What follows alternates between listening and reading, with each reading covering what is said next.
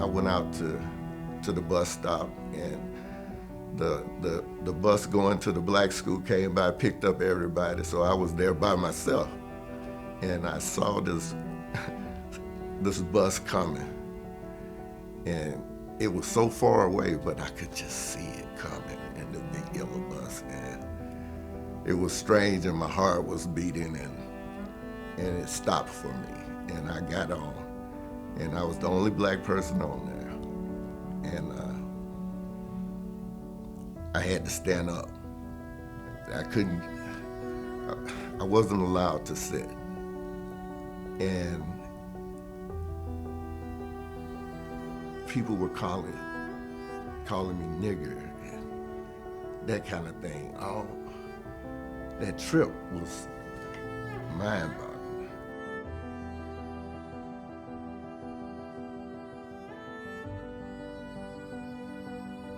The worst part about segregating the school was that we got on this bus.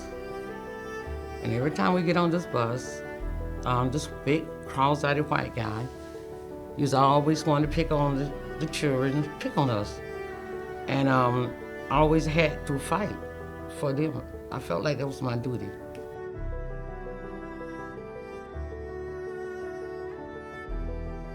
Here I walk into a classroom of an all-white environment, and on my first day, a little boy, Calhoun Parr, got up on a stool and pointed at me and said, "Look, y'all, a nigger."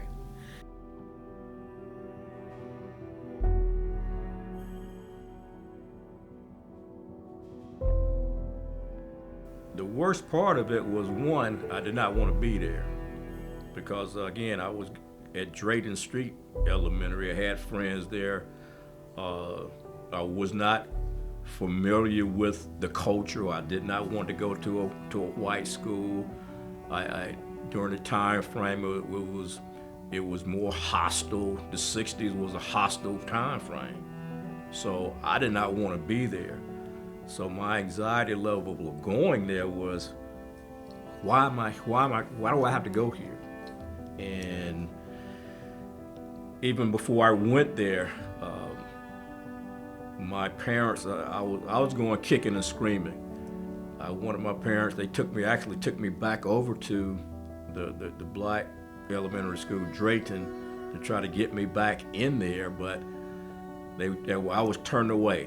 You have to go to Speers Street, and I went.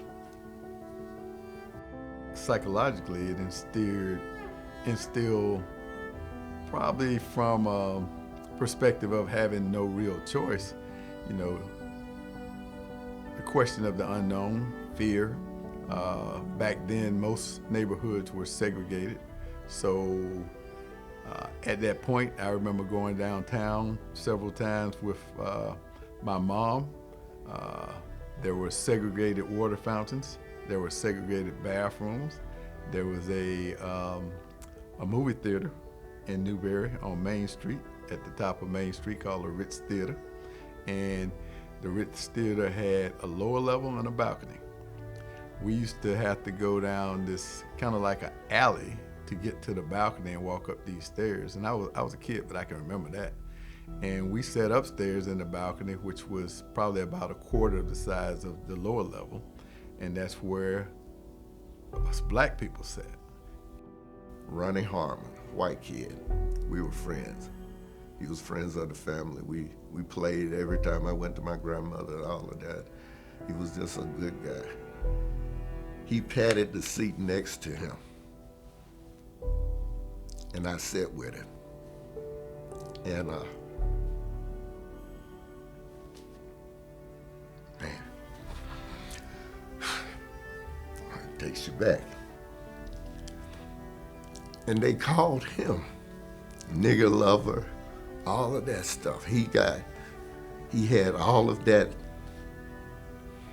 Hey, he had all of that stuff heaped on him.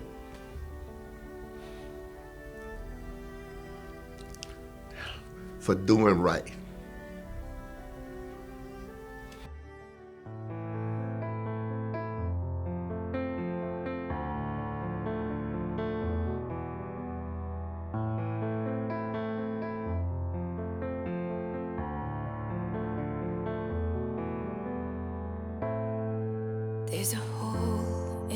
stomach, a hole in my heart.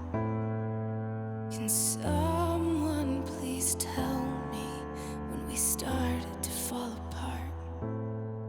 And it feels unfamiliar, but I know it's been done before. But this time you pulled that trigger.